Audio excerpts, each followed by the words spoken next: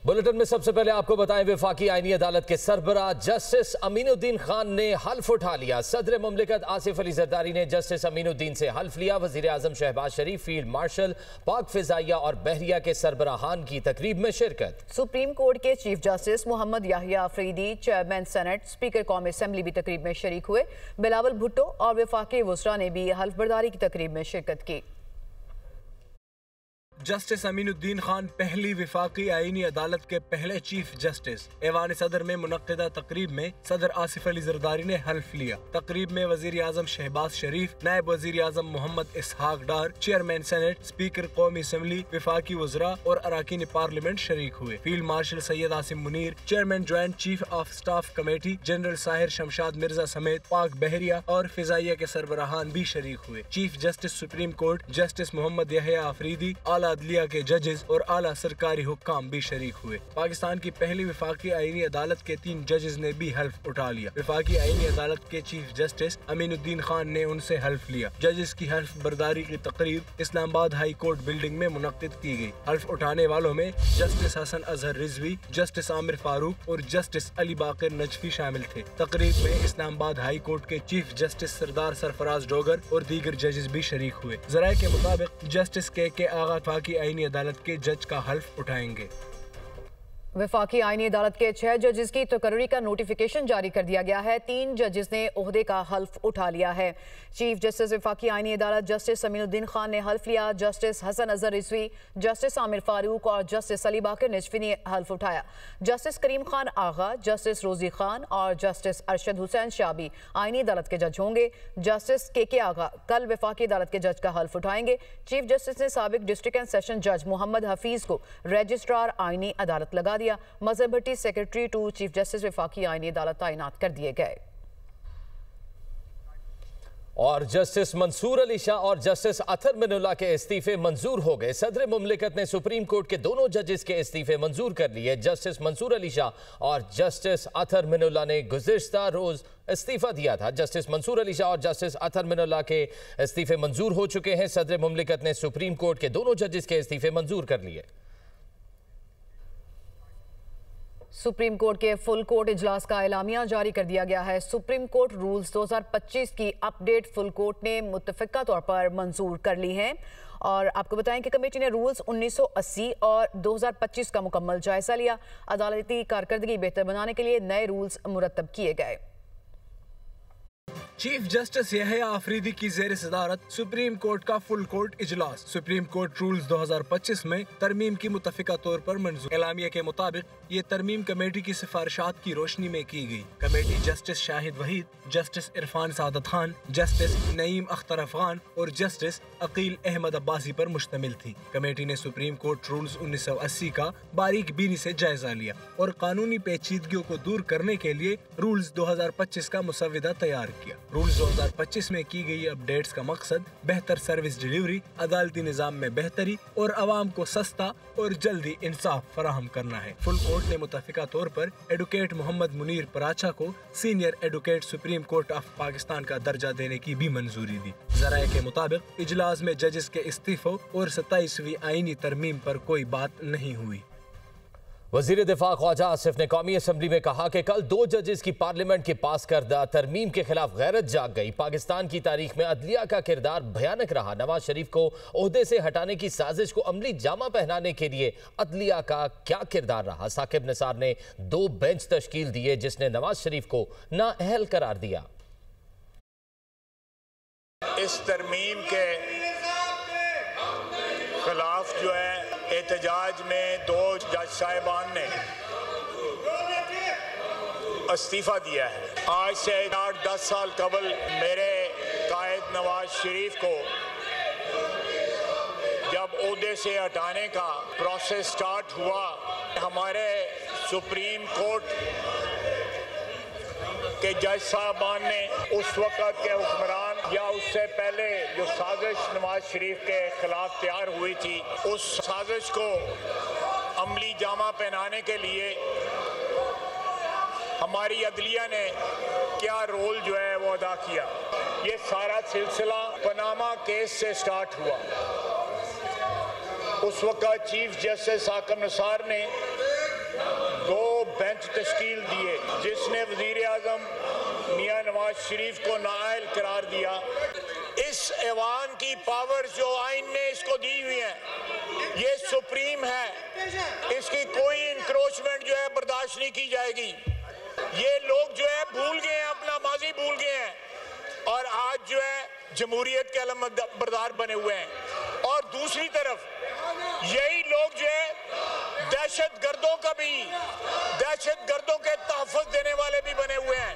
वज़ीर आज़म आज़ाद जम्मू और कश्मीर चौधरी अनवारुल हक के खिलाफ तहरीक अदम एतमाद जमा, नए कायदे ऐवान के लिए फैसल राठौर का नाम पेश किया गया। आपको बताएं कि तहरीक अदम एतमाद पर 17 अरकान से ज़ायद के दस्तखत मौजूद हैं।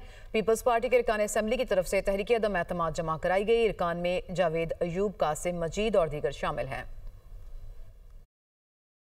पाकिस्तान पीपल्स पार्टी आज़ाद जम्मू कश्मीर ने वज़ीर आज़म चौधरी अनवारुल हक को मनसब से हटाने के लिए तहरीक अदम एतमाद जमा करवाई है। 17 अरकान असम्बली के दस्तखतों से जमा होने वाली इस तहरीक के साथ ही सियासी दर्जा हरारत मजीद बढ़ गया है।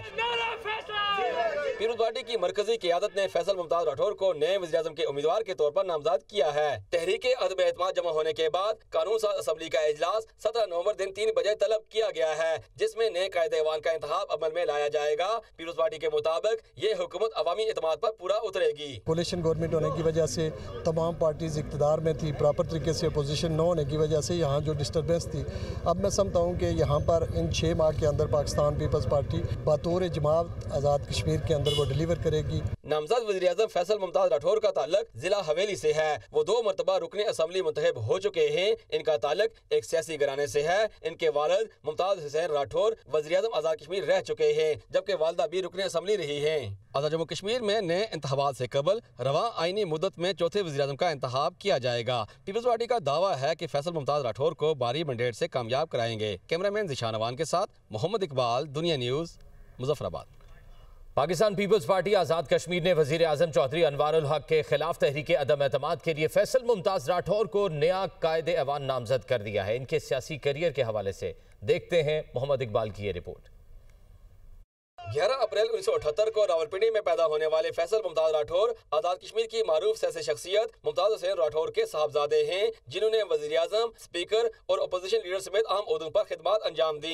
इनकी वालदा बेगम फरद राठौर भी रुकने असम्बली रह चुकी है। फैसल मुमताज राठौर ने 2006 में अमली सियासत का आगाज आबाई इलाके हवेली से किया, जबकि 2011 में पहली बार पीपल्स पार्टी के टिकट पर कानून साज असम्बली के रुकन मुंतखब हुए। चौधरी अब्दुल मजीद की काबीना में वज़ीर बरक़ियात रहे। 2016 में एक सियासी मुकदमे का सामना किया, लेकिन बाद में बाइज्जत बरी हुए। फैसल मुमताज राठौर 2017 से पीपल्स पार्टी के सेक्रेटरी जनरल के तौर पर भी खिदमत अंजाम दे रहे हैं। 2021 में दूसरी बार रुकने असम्बली मुंतखब हुए। 2023 में चौधरी अनवारुल हक की इत्तेहादी हुकूमत में वज़ीर लोकल गवर्नमेंट रहे। पीपल्स पार्टी क़यादत के मुताबिक फैसल मुमताज राठौर एक ऐसे उम्मीदवार हैं जो ऐवान में अददी अक्सरियत से ज्यादा हमायत हासिल करने की सलाहियत रखते हैं। इनकी नामजदगी मौजूदा सियासी सूरत हाल में एक मुतवाज़न, काबिल कबूल और तजर्बाकार क़यादत के इंतखाब की तरफ अहम कदम समझा जा रहा है। नामजद वज़ीर आज़म आज़ाद कश्मीर फैसल मुमताज राठौर कहते हैं कि तहरीक अदम एतमाद पर वोटिंग हुई तो 39 से 40 वोट वज़ीर आज़म आज़ाद कश्मीर चौधरी अनवारुल हक के खिलाफ कास्ट होंगे। बेहतर यही है कि चौधरी अनवारुल हक इस्तीफा दे दें। दुनिया न्यूज़ के programme tonight with Samar Abbas में गुफ्तगू करते हुए फैसल मुमताज राठौर का कहना था कि आज़ाद कश्मीर में पीपल्स पार्टी सियासी और अवामी हुकूमत बनाएगी। Programme tonight with Samar Abbas 10:02 पर नशर किया जाएगा। वो थे जो कि डायरेक्ट पीपल्स पार्टी के थे और इसमें फिर नून लीग के 9 मेंबरान ने भी वोट देने का फैसला किया था, तो 37 से ये हो जाते हैं। और मेरे ख्याल में तकरीबन शायद हमें 39 और 40 वोट्स जो है वो पड़ेंगे। देखिए उनका राइट है, वो अगर इसको फेस करना चाहते हैं तो वो बिल्कुल करें, हमें इस पर कोई एतराज नहीं। वो खुद ये बात कहा करते थे कि जब 27 अरकान इकट्ठे बैठ जाएंगे तो मैं खुद रिजाइन कर दूंगा। 27 से 37 और 37 से 40 से ज्यादा इस वक्त अरकान जो है वो हो चुके हैं दूसरी तरफ, तो ये उनका फैसला है। आपका मशवरा क्या है रहे आप? देखिए मैं तो समझता हूँ कि रिजाइन कर देते तो उनके लिए बेहतर था। जैसे एक सही सियासी हुकूमत बनाएंगे, अवामी हुकूमत बनाएंगे जिसका बराह रास्त आवाम से एक रब्ता होगा। आगे बढ़ते हुए आपको बताएं कि 27वीं तरमीम के जरिए आर्टिकल 243 में तब्दीलियों की रोशनी में आर्मी एक्ट में तरमीम की भी मंजूरी दे दी गई है। बिल कौमी असम्बली के बाद सेनेट ऑफ पाकिस्तान से भी मंजूर हो गया है। आर्मी एक्ट में होने वाली तब्दीलियों से मुतालिक ये रिपोर्ट देखिए। पार्लियामेंट ने पाक फौज की कमान से मुतालिक बड़ी और अहम तब्दीलियों की मंजूरी दे दी। अब हर chief of army staff chief of defence forces भी होंगे। चीफ ऑफ डिफेंस फोर्सेज का ओहदा 5 साल के लिए होगा और ये मुद्दत चीफ ऑफ डिफेंस फोर्सेज के ओहदे का नोटिफिकेशन जारी होने के रोज से ही होगी। तरमीम में वजाहत की गई है कि मौजूदा आर्मी चीफ की मुद्दत चीफ ऑफ डिफेंस फोर्सेज के नोटिफिकेशन की तारीख से दोबारा शुरू होगी। Chairman joint chiefs of army staff का ओहदा और दफ्तर 27 नवंबर 2025 से खत्म हो जाएगा। वज़ीर-ए-आज़म चीफ ऑफ डिफेंस फोर्सेज की सिफारिश पर कमांडर नेशनल स्ट्रेटेजिक कमांड का तकर्रुर 3 साल के लिए करेंगे। वज़ीर-ए-आज़म चीफ ऑफ डिफेंस फोर्सेज की सिफारिश पर कमांडर नेशनल स्ट्रेटेजिक कमांड को 3 साल के लिए तौसीह भी देंगे। चीफ ऑफ आर्मी स्टाफ की तरह कमांडर नेशनल स्ट्रेटेजिक कमांड की तकर्री और तौसीह अदालत में चैलेंज नहीं हो सकेगी। कमांडर नेशनल स्ट्रेटेजिक कमांड पर जनरल की रिटायर्ड की उम्र की हद का इतलाक नहीं होगा और इस मुद्दत के दौरान वो पाक फौज के जनरल के तौर पर काम करते रहेंगे। आर्मी एक्ट के सेक्शन 176C में होने वाली तरमीम में कहा गया है कि वज़ीर-ए-आज़म चीफ ऑफ डिफेंस फोर्सेज की मुशावरत से वाइस चीफ या deputy chief of army staff का तकर्रुर कर सकेंगे। जराये का कहना है कि सेक्शन 176C 1979 से आर्मी एक्ट का हिस्सा है और इसमें तरमीम का मकसद vice chief of army staff की तकर्री के लिए चीफ ऑफ डिफेंस फोर्सेज की सिफारिश को शामिल करना था। जराये का कहना है कि हुकूमत vice chief of army staff का तकर्रुर नहीं करने जा रही। पाकिस्तान एयरफोर्स एक्ट 1953 और पाकिस्तान नेवी ऑर्डिनेंस 1961 में भी तरमीम मंजूर करते हुए chairman joint chiefs of staff committee से मुतालिक शिकें हज़फ कर दी गई हैं। बलूचिस्तान असम्बली ने कम उम्री की शादी की मुमानियत से मुतल्लिक बिल अपोजिशन अरकान की भरपूर एहतजाज के दौरान मंजूर कर लिया। बिल पेश करने और मंजूरी के दौरान ऐवान मछली बाजार का मंजर पेश करता रहा। अपोजिशन ने स्पीकर डाइस का घेराव भी किया। इसी से मुतालिक मजीद तफसीलात रिपोर्ट करेंगे इरफान सईद। बलूचिस्तान असम्बली का इजलास स्पीकर अब्दुल खालिक अचकज़ई की ज़ेर सदारत मुनक्किद हुआ। सूबाई वज़ीर सेहत बक्काकर की जानिब से इजलास में कम उम्री की शादियों की मुमानत के हवाले से बिल पेश किया गया। अपोजिशन अरकान का कहना था कि ये बिल कानून और सुन्नत के मुनाफी है और इसे गैर सरकारी तंजीमों को खुश करने के लिए लाया जा रहा है। ये तो कुरान और सुन्नत के मुनाफी बिल लेके आ रहे हैं। खुदा को मानो, ये बलूचिस्तान है, यहाँ पे इस्लामी रवायत है, यहाँ पे कबायली रवायत है। आप 73 के आयन को बिल्डोज करते हैं तो बर्दाश्त है, आप कुरान और हदीस को बिल्डोज करते हो, आप अल्लाह रसूल के कानून को बिल्डोज करते हो और इतनी जल्दी देखिए ये जल्दी करते हो। ऐवान में बिल की मुखालफत पर अपोजिशन की जानिब से एजेंडे की कापियां फाड़ी गई और भरपूर एहतजाज किया गया।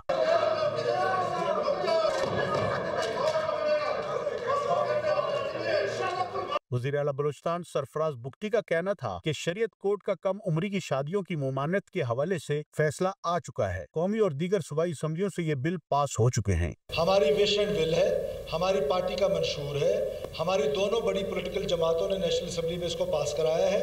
ये हमारी पार्टी का मंशूर है और हम अपने मंशूर के मुताबिक चलेंगे। You can not stop. Opposition के शोर शराबे और भरपूर एहतजाज के बावजूद बलूचिस्तान में कम उम्री की शादियों से मुतल्लिक बिल ऐवान में मंजूर कर लिया गया।